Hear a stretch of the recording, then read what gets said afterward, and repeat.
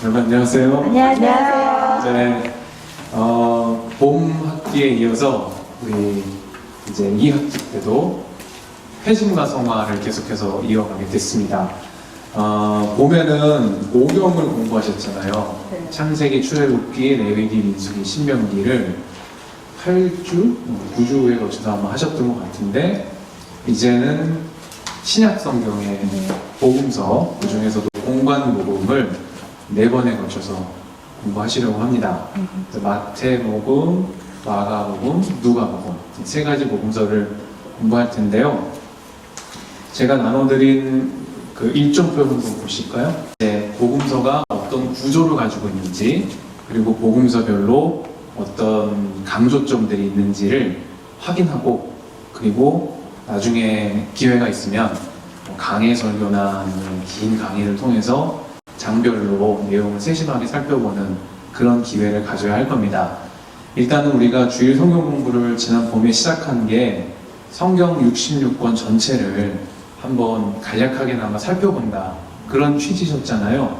그래서 그런 취지로 오경에 이어서 복음서를 이번에 같이 공부하시게 됐습니다. 제가 나눠드린 요 만화 있죠. 요 만화 글씨가 작아가지고 저도 잘 안 보이거든요. 근데 나중에 이거 파일을 올려드릴게요. 이거는 그 바이블 프로젝트라는 그 인터넷 사이트에서 제가 다운로드 받은 거예요. 그래서 성경 전체를 이렇게 한 장의 그림으로 요약하는 그런 프로젝트인데, 이제 전 세계 언어로 번역이 되고 있고 우리나라 언어로도 번역이 돼서 제가 여러분에게 소개해드려요. 어떤 자료를 가지고 공부할까 하다가 이 1시간밖에 안 되는 시간 동안에 복음서를 아무래도 다 공부할 수가 없겠다 싶어서 가장 간결한 이 바이블 프로젝트를 활용해서 우리 회심과 성화 책과 함께 여러분들하고 공부하려고 합니다. 자, 복음서는 4개가 있죠. 여러분 다 아시죠? 마태, 마가, 누가, 요한, 이렇게 4개가 있습니다. 그 중에서 공관복음이라고 하는 것은 마태, 마가, 누가복음 3가지가 있죠. 공관복음. 공관복음이라는 말은 뭐 어려운 말이 아니고요. 같은 관점으로 본다, 비슷한 관점으로 보는 복음서다, 그런 말입니다. 복음서가 4개가 있잖아요. 여러분 복음서 읽으시면서 복음서마다 조금씩 전하는 내용들이 다르고 강조점이 다르다 하는 것들 느끼셨어요? 느끼셨죠? 네, 여러분만 느끼신 게 아니고 교회의 역사 속에서 복음서가 4권이나 필요한가? 라는 질문들을 하는 사람들이 있었어요. 일찍이 이제 2세기에 그 디아테사곤이라는 복음서에 있는 내용들을 간추려가지고 연대기 순으로 정리해서 한 권으로 만들자, 그런 시도들도 있었습니다. 그래서 복음서가 4권이나 필요 없고 겹치는 내용들 선별하고, 그래서 한 권의 복음서만 갖자, 그런 디아테사곤이라는 책을 만들어서 읽었던 적이 있는데 지금은 폐기됐어요. 잠깐 역사 속에 등장했다가 사라졌습니다. 왜 그러냐 하면은 복음서가 4권인 이유가 있는 거죠. 같은 복음이지만 공동체의 상황에 따라서, 또 강조점에 따라서 말씀의 해석을 달리 할 수 있고, 또 그 말씀을 받아들이는 사람의 시각이 달라지기 때문에 그렇습니다. 우리가 교회력을 가지고 주일 성수하잖아요. 매일 묵상하고. 저는 벌써 우리 교회 와가지고 교회력을 4번 이렇게 돌아갔어요. 그러니까 주일 설교 때 만나는 본문들이 예전에 만난 본문들이 많아요. 그래서 예전에 만난 본문들을 가지고 또 말씀을 나누고 하면은 비슷한 것도 있지만, 제가 같은 말씀을 만나면서 놀라는 게 뭐냐 하면은 내 관점이 변하는구나. 말씀은 항상 그 자리에 있는데 말씀을 읽는 내 관점이 변하고 말씀과 만나는 내 삶의 상황이 그때랑 지금이랑 많이 바뀌는구나, 그런 생각을 합니다. 그리고 복음서가 4권이라는 것도 마찬가지로 하나님의 말씀, 예수님의 말씀과 행적을 담은 복음은 변함이 없지만 그 복음을 만나고 경험한 사람들의 이해는 그만큼 다양하고 또 여러 상황에 따라서 하나님의 말씀이 맺는 그 열매가 달라진다 하는 말씀을 드리면서 공간복음을 시작하려고 합니다. 자, 공관복음을 마태, 마가, 누가복음을 공관복음이라고 부르는 이유가 있어요. 이 3개의 복음서들의 공통점이 있는데 여기서 빠진 복음서가 요한복음이잖아요. 네. 요한복음과 공관복음이 어떤 차이가 있느냐, 그 얘기를 제가 먼저 말씀을 드리고 오늘 내용을 살펴보려고 해요. 자, 공관복음은요, 먼저 예수님의 공생애를 전하는 데 있어서 갈릴리에서부터 예루살렘으로 예수님이 이동하시는 그 행적을 따라가요. 여러분이 복음서를 잘 읽어보시면, 마태, 마가, 누가복음을 읽어보시면 거기 예수님의 어떤 행적, 어떻게 움직이시나 그런 동선을 여러분들이 관심을 가지신다면 이 복음서가 예수님의 공생애를 갈릴리에서부터 예루살렘으로 이동하는 과정으로 그리고 있구나 하는 것을 아시게 될 거예요. 그래서 예루살렘으로 가셔서 거기서 이제 십자가에 달리시고 또 부활하시고 그런 일들이 일어나게 되는 그 복음서의 무대가 되는 게 바로 공관복음입니다.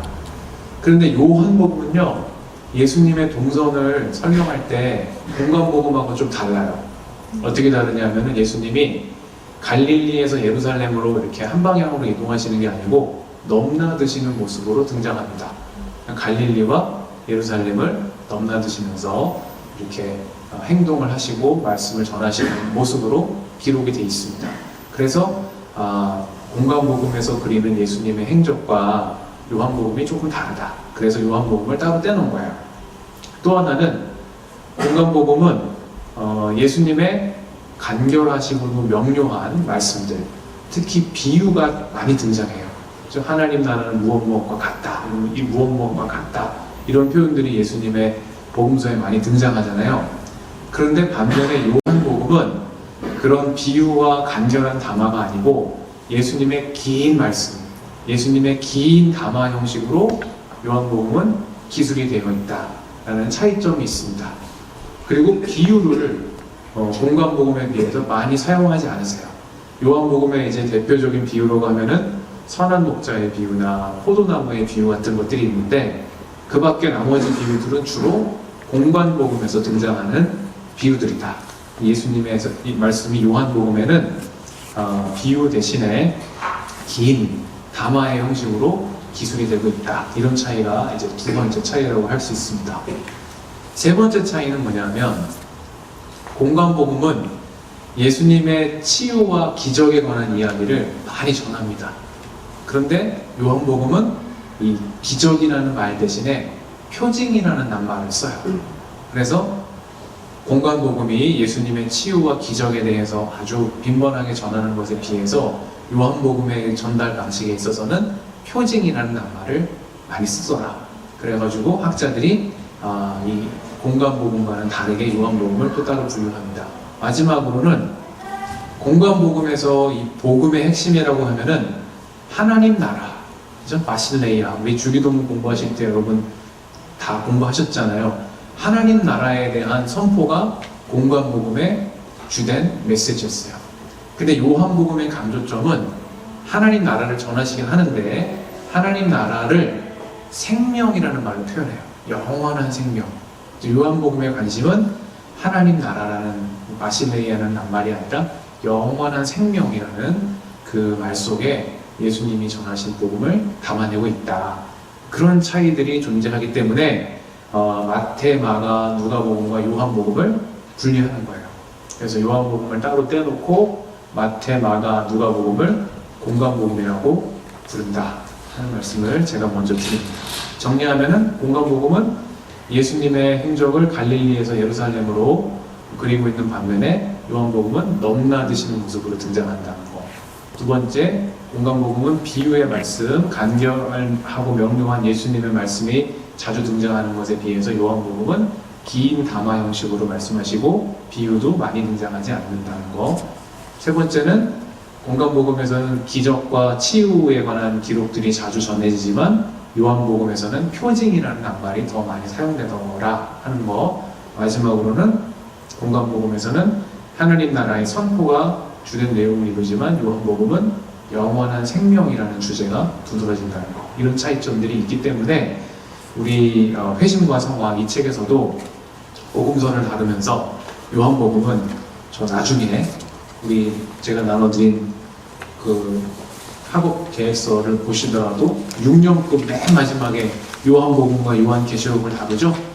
그래서 영원한 생명에 관한 주제는 이제 많은 신학자들이 자기 삶과 신학이 무르익었을 때 다루고 싶어하는 주제가 요한복음이에요. 그러니까 복음서 물론 예수님의 모든 말씀이 귀한 것이지만 이 영원한 생명을 주제로 하는 요한복음의 말씀은 뭐랄까 되게 영적인 깊이를 요구한다. 그래서 이 많은 학자들이 자기의 삶과 학문이 무르익었을 때 요한복음을 붙잡고 요한복음을 씨름하려고 하는 그런 모습들을 보이거든요. 그래서 이렇게 요한복음과 공관복음 사이에 차이가 있다 하는 말씀을 먼저 드리고 오늘 마태복음의 개요를 살펴보도록 하겠습니다. 이 마태복음을 기록한 목적은 무엇이냐? 마태복음은요, 예수님의 이야기를 이스라엘 역사에 연결하는데 목적이 있는 책입니다. 무슨 말이냐면은 예수님께서 유대교와 불가분리의 관계를 맺고 계신다 하는 점을 여러 면에서 강조하기 위한 책이에요. 그러니까 예수님을 누구로 그리냐? 다윗의 가문에서 나신 메시아다. 그렇죠? 그렇게 전하고 있고, 또 예수님은 새로운 모세다. 그리고 마지막으로 예수님은 우리와 함께 하시는 임마누엘의 하나님이시다 라는 이런 강조점들을 가지고 기록된 책이 바로 마태복음입니다. 마태복음에서 예수님은 무엇보다 모세의 행적과 대비되는 분으로 등장해요. 여기 보시면은 모세가 이스라엘 백성을 애굽에서 이끌어낸 것처럼 예수님도 이집트에서 피신 가셨던 이집트에서 떠나시는 그런 일을 통해서 예수님의 삶과 사역이 펼쳐지게 되죠. 또 홍해를 모세가 지나면서 삶의 어떤 새로운 영역이 열렸던 것처럼 예수님이 세례를 받으시고 또 세례와 함께 당신을 세상에 드러내시는 이런 현현의 과정이 있었다는 점도 비교가 됩니다. 또 두드러진 것은 모세의 광야 40년과 예수님의 공생애에 나서시기 전에 광야에서의 40일의 시험이 직접적으로 대비가 되죠. 그러니까 복음서를 읽는 사람들은 이 예수님의 이야기를 읽으면서 자연스럽게 뭘 떠올렸을까요? 모세의 이야기를 떠올린 거예요. 그리고 오경에 기록된 하나님의 말씀, 그리고 그 언약의 성취자로서 예수님을 떠올리게 된 거죠. 모세는요, 시내산에서 율법을 받았잖아요. 근데 예수님은 산 위에서 새로운 가르침을 펼치셨다. 산상수훈, 마태복음의 핵심이라고 할 수 있는 산상수훈을 통해서 모세가 시내산에서 받은 율법을 이제 예수님이 완성하시고 그 율법의 참된 의미를 전달하시는 그런 모습을 마태복음이 그리고 있습니다. 그래서 이 마태복음을 통해서 전달하고자 하는 메시지는 뭐냐 하면은 결국에는 예수님이 율법의 완성이시라는 거예요. 모세를 통해서 주신 율법을 완성하신 분이 예수님이시다. 그리고 이스라엘 백성들을 해방시키신 하나님의 뜻을 이루시는 분이 예수님이시다. 그렇게 이 독자들로 하여금 그런 생각을 갖게끔 이 복음서가 기록이 되어 있습니다. 또 하나님의 새로운 가르침, 그러니까 율법의 한계에 매이지 않는 하나님의 새로운 사랑의 나라, 하나님 나라의 그런 전망이 이 마태복음에 담겨 있고, 또 죄로부터의 구원이라든지 새 언약과의 우리의 새로운 삶의 관계라든지 이런 것들이 마태복음의 주제를 이루고 있다, 이렇게 말씀드릴 수 있어요. 그래서 마태복음은 이 유대교 공동체와 그리스도교 공동체 사이에 연결에 주목하고 있다. 어떻게 다른지가 아니라 어떻게 비슷하고 연결선상에서 모세의 율법을 예수님이 완성하고 계신지, 거기에 초점을 맞춰서 기록된 책이 마태복음이다 라는 게 가장 간결한 설명이라고 말씀드릴 수 있겠습니다. 자, 이런 말씀을 이제 기억을 하시고 마태복음의 구조를 한번 보시는 거예요. 마태복음의 구조를 유대교와의 관련성 속에서 이해해야 되는구나 라는 전제를 가지고 보시면, 자, 1장부터 3장까지는 이제 구약의 예언들의 성취로서 임마누엘 하나님, 임마누엘 예수님의 등장에 대해서 기록을 하고 있다.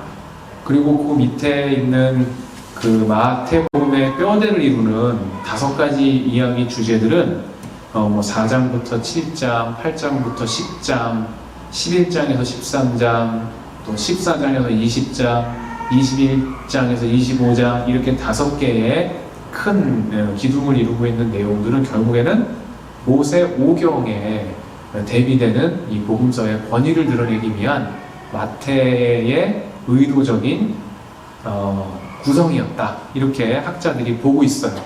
그러니까 성경 말씀은 이 직접적인 메시지를 통해서도 하나님 뜻을 전달하지만 이렇게 성경을 전달하는 구조를 통해서도 구약의 율법의 완성이신 예수님에 관해서 전달하고자 하는 그런 의도를 담아내고 있다 하는 것을 여기서 우리가 볼 수가 있습니다. 물론 학자들마다 이제 그 마태복음의 주요 내용을 4부분으로 구성하는 사람도 있고 5부분으로 여기 제가 바이블 프로젝트 드린 것처럼 그렇게 구성하는 사람들도 있습니다만 그런 차이는 지역적인 거라고 생각이 되고요. 어떤 관점으로 보든지 간에 이 유대교 율법의 완성으로서 예수님의 모습을 그려내려고 한다라는 점에 있어서는 차이가 없다 하는 말씀을 드릴 수 있겠습니다. 그리고 26장에서 28장까지는 이제 6월절 만찬에서 예수님의 십자가 고난과 죽으심과 부활 그리고 대위임령이라고 하는 그 예수님께서 모든 민족에게 복음을 전하라고 사람들을 보내시고 사명을 주시는 그런 모습으로 마태복음이 이제 마무리가 됩니다. 그러니까 마태복음은 처음부터 마지막까지 하나님께서 모세를 통해 주신 율법을 그리스도교 공동체가 어떻게 완성해 가는지 그리고 교회에 속한 신자 개개인이 그 뜻을 어떻게 예수님의 부활 이후에 함께 전파하고 선교의 사명을 감당해야 하는지 이런 내용들이 마태복음의 주된 초점이다. 그렇게 말씀을 드릴 수가 있겠습니다. 자, 그러면은 이제 우리 회심과 성화 책을 한번 보시고 구조만 말씀드리기로 제가 했으니까 56쪽에서 57쪽입니다. 책이 다 있으실 텐데 없으신 분은 이따 받아가시고요.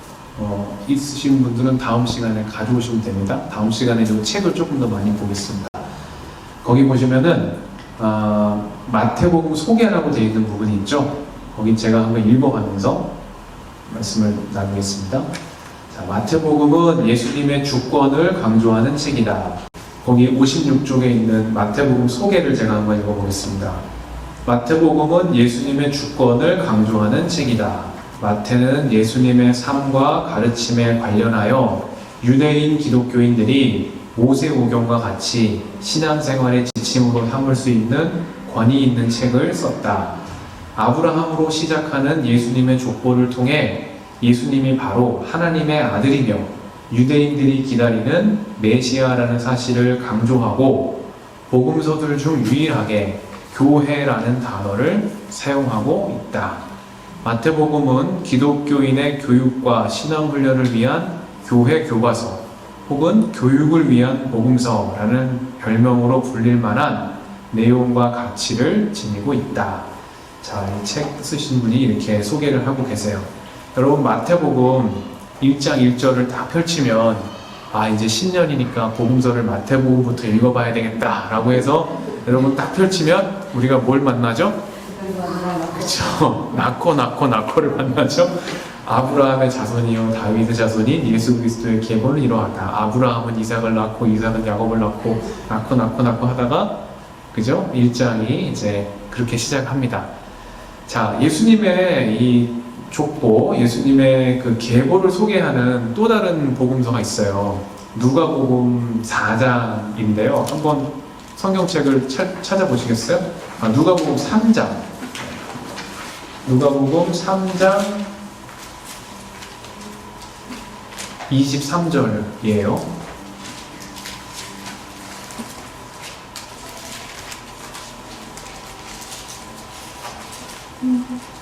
누가복음 3장 23절인데 제가 한번 읽어보겠습니다. 자, 예수께서 활동을 시작하실 때에 그는 30살쯤이었다. 그는 사람들이 생각하기로는 요셉의 아들이었다. 요셉은 엘리의 아들이요 그 윗대로 거슬러 올라가면 맏단, 레위, 멜기, 얀나, 요셉 쭉 나가죠. 그러면서 38절에 보면은 마지막에 어디까지 거슬러 올라가죠? 예수님이 아담은 하나님의 아들이다. 그래서 예수님의 계보가 아담에게까지 올라갑니다. 누가복음에서는요. 자, 그러면 다시 마태복음으로 와서 보세요. 마태복음으로 오시면 예수님의 계보가 어디서 멈춰요? 아브라함의 자손이요. 그죠? 마태복음 1장 1절 보시면 아브라함의 자손이요 다윗의 자손인 예수 그리스도의 계보는 이러하다. 그러죠? 마태복음 1장 1절에서는 그러니까 아브라함은 이삭을 낳고 이삭은 야곱을 낳고 이렇게 가잖아요.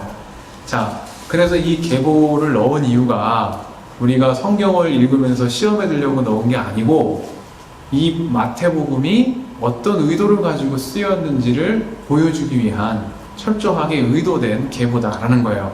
그러니까 마태복음을 읽는 사람들은 아, 예수님이 아브라함의 자손이시구나. 그렇죠? 아브라함과 이삭과 야곱의 계보를 잇고 다윗의 영광을 구현하시고 메시아로 우리에게 오시는 분이구나 라는 것을 이 예수님의 계보를 읽으면서 마태복음의 독자들은 이해하게 되는 거예요. 그래서 이 계보가 여기 들어가 있는 겁니다. 자, 이게 제가 아까 말씀드린 마태복음의 기록 목적이 유대교와의 연결성을 강조하기 위함이다 라는 말씀의 의미예요. 계보가 맨 먼저 들어가 있는 것은 예수님이 이렇게 구약의 율법을 완성하신 분이다. 아브라함으로부터 이어지는 언약의 성취자가 바로 예수님이시다 라는 메시지를 이 마태복음이 전하기 위함이다 라는 말씀입니다. 자, 계속해서 우리 회심과 성화책 읽어보겠습니다.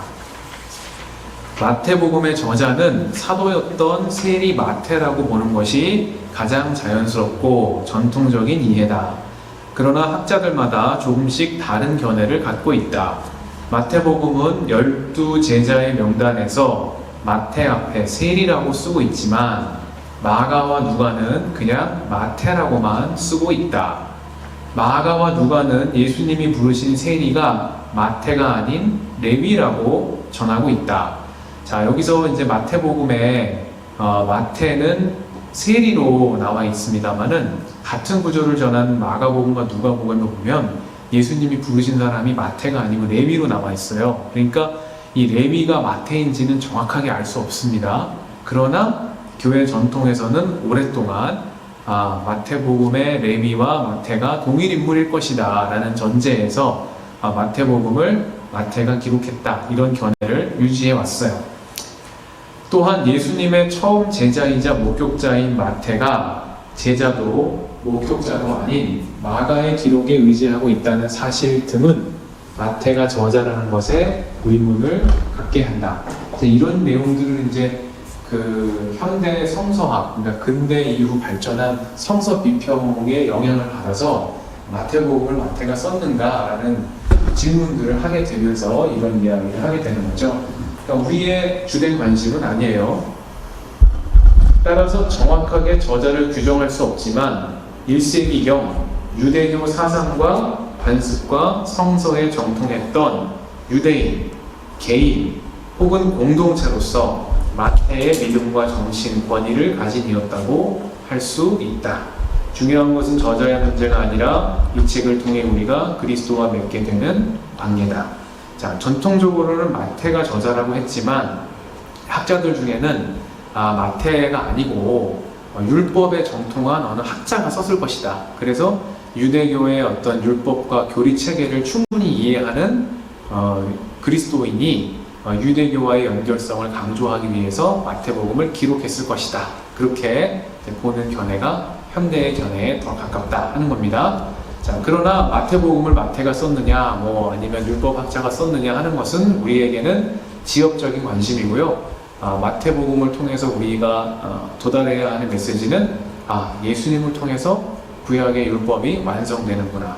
예수님을 통해서 하나님의 언약이 온전히 성취되는구나 하는 그 관점에 있다고 하겠습니다. 자, 마태복음의 저자 연대는요, 마가복음의 자료를 주로 이용하고 있다는 점에서 주후 70년경 이후, 그리고 교회 안에 일어났던 범죄와 거짓 선지자들에 대한 언급, 성부, 성자, 성령의 이름으로 세례를 주라는 명령 등으로 볼 때 상당히 후기라고 할 수 있다. 학자들은 대략 주후 85년에서 90년 사이에 쓰인 것으로 보고 있다. 그랬습니다. 근데 이것도 제가 보수적인 관점의 학자들 주석을 보면은 완전히 연대 차이가 굉장히 커요. 50년 격이다 이렇게 주장하는 분들도 있고, 그러나 이제 일반적으로는 마가복음이 가장 먼저 쓰여졌고, 그리고 마태복음은 85년에서 90년 경에, 적어도 AD 70년 이후에 쓰여졌다 이렇게 보는 견해가 일반적이다, 그렇게 말씀을 드릴 수가 있습니다. AD 70년에 어떤 일이 있었냐면 예루살렘 성전이 붕괴되는 그런 사건이 있었죠. 유대교로서는 굉장히 충격적인 일이에요. 그렇죠? 삶의 중심이었던 성전, 모든 생활 규범과 또 종교 의례와 이 자기 삶의 중심이었던 그 성전이 로마의 침략으로 붕괴되고 완전히 산산이 무너지는 그런 비극을 경험합니다. 그러니까 그런 역사의 어떤 비극을 체험한 이후에 사람들이 가지고 있는 공허한 마음, 그리고 로마에 대한 어떤 반감, 그러나 예수님의 어떤 말씀에 대한 그 희망, 이런 것들이 중첩되어서 담겨있는 책이 복음서고, 특히 이제 마태복음 같은 경우에는 그런 잃어버린 유대 공동체의 희망을 예수님을 통해서 완성하신다는 그 메시지가 담겨 있다는 점에서 다른 복음서들과 마태복음의 차이점을 이렇게 얘기해 볼 수 있을 것 같습니다. 마태복음에 대한 이해는 이제 여기까지 오늘 하고요.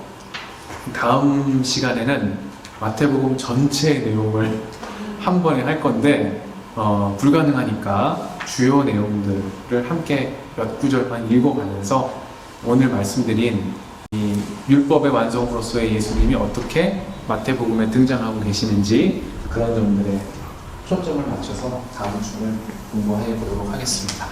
네, 오늘도 경청해 주셔서 감사합니다. 감사합니다.